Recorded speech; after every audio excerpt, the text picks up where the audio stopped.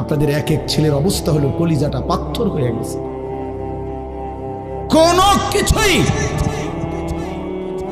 তার কলিজা নাড়ায় না। এত শক্ত জানোয়ার যে খোদার 365 দিনে কোনো দিন ফজরের নামাজ পড়ে না, একদিনও না। মানুষের বাচ্চা এত বড় জানোয়ার হয় কেন? আরে তুই কোন মানুষের বাচ্চা? তুই কোন মার দুধ খাইলি? নাফরমান।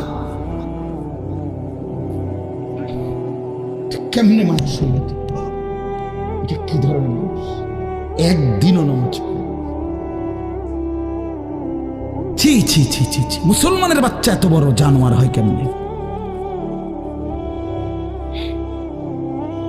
কোনো দিন নামাজ পড়ে না, 6 মাসে 9 মাসে কোনো দিন বলতে পারবে না নাফরমান কোনো দিন 5 ওয়াক্ত নামাজ পড়ছে কিনা। হায় হায়, এত বড় অসভ্য।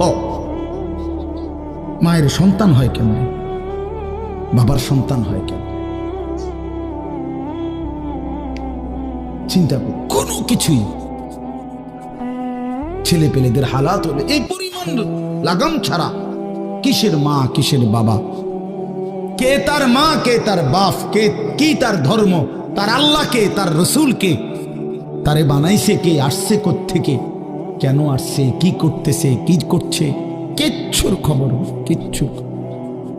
কিচ্ছুর খবর। আসে, হাঁটে, বুট খায়, বন খায়, মোবাইল টিপে, খারাইয়া মতে, বইয়া মতে, বন্ধু বান্ধবদের সাথে আড্ডা দেয়।